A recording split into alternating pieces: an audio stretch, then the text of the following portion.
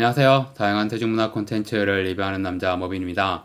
이번 영상에서 리뷰할 작품은 넷플릭스 오리지널 일본 예능 시리즈 불량연애 시즌2입니다. 총 3주에 걸쳐서 10부작이 공개되는 시리즈로 알고 있었고 2주 전에 초반 후기를 올렸었죠. 그리고 이번이 완결 리뷰가 될 줄 알았는데 10화 마지막에 11명의 출연자 중에서 타이짱 혼자 유급을 하면서 졸업하지 않고 남게 되고 추가로 8명의 새로운 참가자가 등장하면서 곧바로 이어서 새로운 10부작이 시작되었습니다. 시즌3는 아니고 시즌2의 2기, 다음 주부터 3주간 10부작 분량이 추가로 공개되는 거예요. 즉 불량연애 시즌2는 총 20부작이고 1기, 2기로 10부작씩 나뉘는 구성.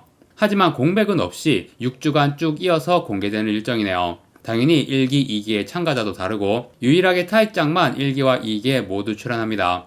1기 마지막 장면에서 웬 깡패 같은 놈이 등장해서 타이짱에게 달려드는 장면으로 끝났고요. 새로운 2기 참가자들의 이름, 나이, 직업은 전혀 공개되지 않았습니다. 다음 주에 공개되겠죠. 불량연애 시즌1이 생각보다 크게 성공을 한 모양입니다. 이렇게 시즌2를 2배 분량으로 편성한 걸 보면 뭔가 되게 뽕을 뽑으려는 제작진의 의지가 느껴지네요. 저도 2기 리뷰는 당연히 할 거지만 일단 1기가 어떻게 끝났는지에 대해서 리뷰를 해야겠죠. 최종 결과부터 말씀드리겠습니다. 시즌1과 동일하게 총 11명의 참가자였고 남자 6, 여자 5. 시즌1은 두 커플이 탄생했죠. 그래서 남자 넷, 여자 셋은 커플이 되지 못하고 돌아갔습니다. 그런데 시즌2의 1기는 세 커플이 탄생했습니다. 그래서 커플이 되지 못한 사람은 남자 셋, 여자 둘. 그 중에서 타이짱은 유급을 해서 2기에 재도전을 하게 되었고요. 시즌1과 달랐던 점은 시즌1은 남자들만 고백하고 여자가 받아주는 방식이었는데 이번에는 남자, 여자 번갈아 가면서 고백하는 방식이었습니다. 처음에는 마군이 나와서 아슨에게 고백을 했죠. 일단 전체적으로 시즌1에 비해서 시즌2 참가자들이 초반부터 굉장히 적극적인 느낌이었는데 그래서 마군과 아스는 중간부터 거의 커플이나 다름없는 상태였어요. 사실 이번 참가자들 중에서 대부분의 시청자들은 아슨이 가장 예쁘다고 생각했을 겁니다. 그리고 마군도 잘생겼죠. 나중에 전학으로 온 카주군이 전형적인 이케맨 스타일이었지만 이케맨보다는 좀 남자다운 타입의 미남은 마군이었고 저는 불량연애 여성 참가자들은 오히려 마군 같은 타입을 더 좋아하지 않을까 예상했거든요. 그런데 외모는 둘째치고 마군과 아스는 서로밖에 상대가 없었던 것 같아요. 외모만 보면 끌리는데 뭔가 이 두 사람의 살아온 인생이라든가 캐릭터 자체가 아무나 감당할 수가 없는 그런 느낌이었고요. 특히 아슨이 생각보다 초반에 얼굴도 예쁘고 뭔가 얌전한 느낌이었는데 얌전한 게 아니라 참가자 중에서 나이도 가장 많고 그냥 묵직하게 포스 있는 스타일이었어요. 피지컬도 좋고 힘도 세고 가장 강력한 내공을 가진 여성이었다. 그리고 마구는 말할 것도 없이 손가락 하나 없는 전직 야쿠자, 제일 센 두 사람이 서로를 감당할 수밖에 없는 구도. 그리고 아슨이 제일 예쁘긴 하지만 이번 시즌은 모든 여성 참가자의 외모가 괜찮았어요. 그래서 다른 남성 참가자들이 아슨이 아니더라도 선택지가 많았기 때문에 아슨과 마군 사이에는 아무도 끼어들지 않았죠. 하지만 그렇다고 이 두 사람이 무조건 된다는 보장은 없었어요. 스튜디오 패널 3인방 중에서 A위치라는 여성 래퍼가 날카롭게 지적했듯이 역시 전직 야쿠자는 평범한 사람이 아닙니다. 싱글싱글 사람 좋게 웃고 있지만 그 웃음 뒤에 무서운 내면이 슬쩍슬쩍 보이더라고요. 저는 보면서 은근히 마군이 좀 무섭게 느껴졌어요. 그리고 아슨도 만만치 않아요. 시즌1에서 얌보라는 참가자가 교칙 위반으로 퇴학당했잖아요. 시즌2에서도 교칙 위반자가 나왔는데 그게 아슨이었습니다. 심지어 2번이나. 그래서 퇴학은 아니고 정학을 당해서 잠깐 떠나있게 되는 상황이 나왔고요. 교칙 위반은 둘 다 술과 관련된 위반이었어요. 뭔가 술과 관련해서 조금 문제가 있는 사람이었다. 아무튼 그런 갈등들이 좀 있다가 아슨이 계속 고민하는 모습이 나왔는데 그래도 결국은 마군의 고백을 받아주면서 마군과 아슨이 커플이 되었습니다. 다만 저는 이 두 사람은 뭔가 무서워요. 이 커플이 어떻게 지내게 될지 잘 상상을 못하겠네요.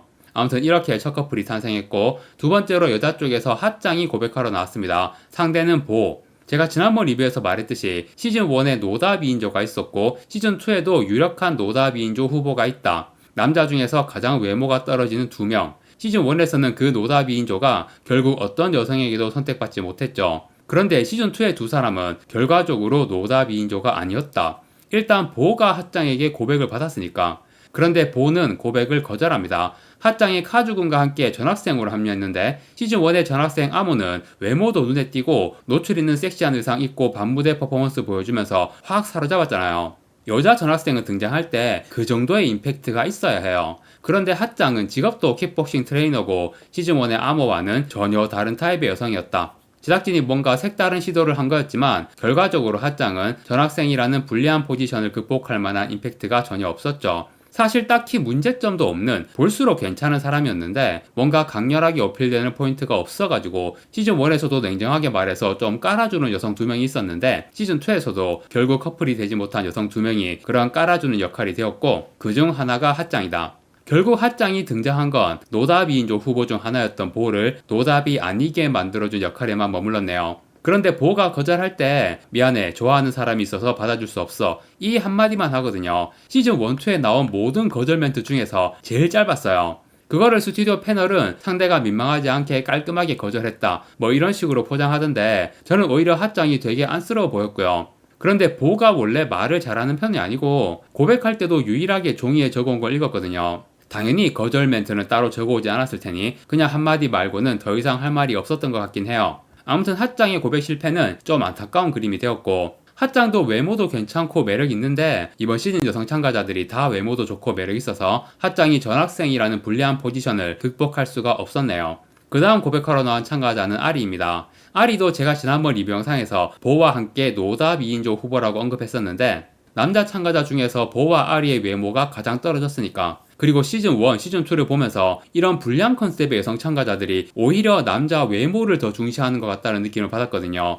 그래서 결국 외모가 떨어지는 남성 참가자는 뭘 해도 안 된다. 그런 성급한 판단을 내렸는데 실제로 1주차에 공개된 4화까지 분량에서는 보와 아리가 제일 여자들하고 엮이는 게 없었어요. 그래서 결국 시즌1처럼 노다 2인조가 탄생하고 끝나겠구나 그렇게 예상을 했죠. 그런데 예상과 달리 아리가 시즌2의 진정한 주인공이었습니다. 사실 아리가 초반에는 노답 상황이긴 했거든요. 결정적으로 남자가 여자한테 들을 수 있는 가장 뼈아픈 얘기를 히카루한테 들었어요. 친구로 끝날 타입이다. 히카루가 아리한테 그런 얘기를 했거든요.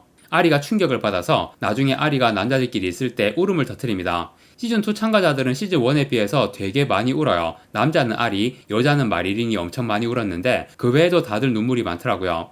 그런데 저는 우는 장면이 많이 나오는 건 좀 별로였습니다. 보다가 그만 좀 울어 그런 생각이 계속 들었고 아무튼 아리가 그렇게 운 다음에 친구로 끝날 타입이라는 말을 들으면 남자는 당연히 그런 상대는 포기합니다. 그래서 아리가 사우나에 가게 되었는데 상대로 마린을 선택하죠. 그런데 이게 반전의 한 수가 된 겁니다. 사실 이것이 히카루의 마음을 돌리기 위한 아리의 고도의 전략이라고 볼 수는 없죠. 히카루가 괜히 자기 덫에 자기가 빠진 것 마냥 아리한테 그런 냉정한 말을 해놓고는 아리가 다른 여자를 사우나 파트너로 선택하니까 오라라? 이런 상황이 된 거죠. 그러니까 여자들이 주변 남자들에게 흔하게 가지게 되는 이기적인 생각, 내가 갖기는 싫지만 남 주기는 아까운. 하지만 이렇게 방송에 나와서 그런 짓을 할 수는 없죠. 남 주기 아까우면 자기가 가져야 해요. 안 그럼 욕먹으니까.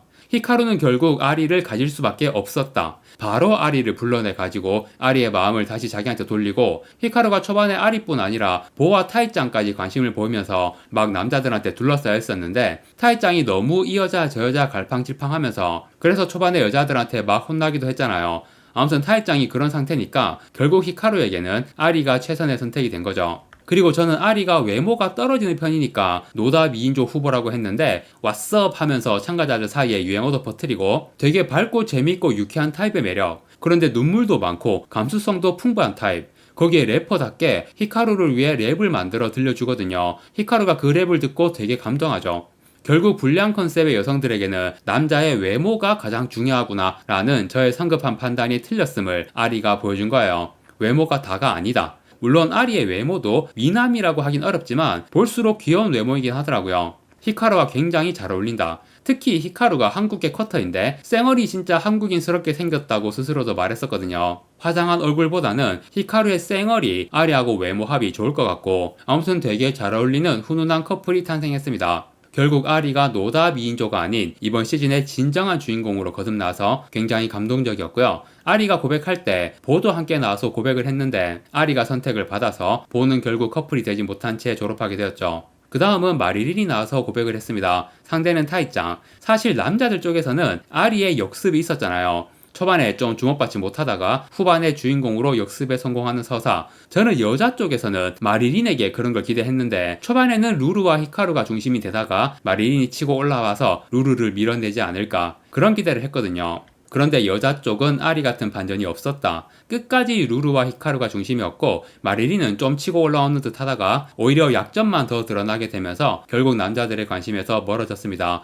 마리리는 울기도 많이 울고 불행한 과거, 지금까지 사귄 남자들이 다 폭력적이었다. 그래서 되게 불쌍하게 느껴지니까 시청자로서도 동정하는 마음이 들게 되는데 뒤로 갈수록 뭔가 싸한 느낌이 드는 거예요. 감정 기복도 너무 심하고 맨헤라까지는 아니어도 약간 그런 느낌이 들고 남자들이 본능적으로 좀 거리를 두고 싶어하는 그런 낌새가 느껴지는 순간들이 있어가지고 아 마리리는 안 되겠구나 그런 생각이 어느 순간 들게 되는 거죠. 물론 약간의 낌새였을 뿐이고 실제로는 그냥 좋은 여성일 수 있다고 생각하지만 어쨌든 핫짱과 함께 마리린이 이번 시즌에서는 좀 깔아주는 역할을 하게 되었다. 남성 참가자 쪽에 아리와 같은 반전을 만들어내지는 못했네요. 타이짱에 고백을 했는데 타이짱은 계속 이 여자 저 여자 떠도는 상황이었어요. 그래도 가장 마음이 가 있는 루루가 사실 타이짱을 선택할 가능성은 거의 없었기 때문에 마리린의 고백을 받아줄 가능성도 없진 않았거든요. 그런데 결국은 거절했고 이게 고백 순서에 따라서 결과가 갈릴 수도 있었을까요? 순서를 보면 앞에서 거절당한 상태에서 고백을 받은 케이스는 한 번도 없거든요.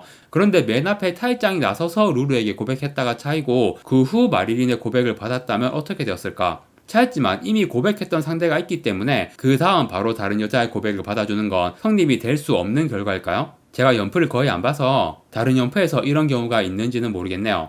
아무튼 마지막은 카즈군이 나와서 루루에게 고백을 했고 동시에 레오와 타이짱까지 함께 고백해서 루루는 3명의 남성에게 한 번의 고백을 받게 됩니다. 타이짱은 전혀 승산이 없었고 레오와 카즈군 둘의 대결이었는데 루루의 선택은 카즈군. 어느 정도 예상한 결과이긴 했지만 저는 좀 안타까웠습니다. 솔직히 레오가 이번 시즌 남자 참가자 중에서 제일 멀쩡하고 정상적이고 건실해 보이는 남자였거든요. 반면 카즈구는 얼굴도 완전 날라리 타입의 이케맨인데다 직업도 호스트이고 물론 자기가 호스트 클럽을 운영하고 있다고 했고 시즌 1, 2 통틀어서 돈이 많다고 자랑한 유일한 참가자였어요. 그 얼굴로 호스트를 했으니까 돈을 많이 번 건 사실인 것 같아요. 하지만 돈이 많아도 호스트라는 직업 자체가 여자로서는 조금 걸리는 부분일 수 있잖아요. 루루를 제가 초반에 시즌 1의 키짱처럼 그냥 유명해지려고 나온 인플루언서 느낌 그렇게 성급히 판단했었는데 진지하게 결혼까지 생각하는 상대를 찾으려고 한다고 말하더라고요. 그렇다면 더더욱 레오가 맞지 않나. 그런데 문제는 사는 곳의 거리가 멀어요. 그래서 레오가 루루가 사는 지역으로 이사를 오겠다고 하는 거예요. 그런데 그것도 루루 입장에서는 좀 걸리는 거고 레오가 루루와 같은 지역에 살았다면 레오를 선택하지 않았을까 싶기도 한데요.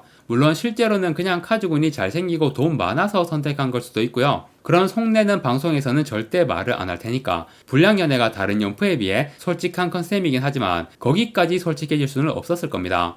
그리고 중간에 딱 한 번 1박 2일 이벤트가 있었는데 남자들끼리 매달리기 승부해서 카즈군이 1위를 하고 루루를 선택해서 둘이 1박 2일 이벤트를 하게 되었죠. 함께 밤을 보내는 거니까. 되게 웃긴 자막이 나왔어요. 야스라는 자막이 나왔습니다. 성관계를 뜻하는 일본어 은어를 말한 것 같은데 그걸 한국 넷플릭스에서 야스라고 번역을 했더라고요.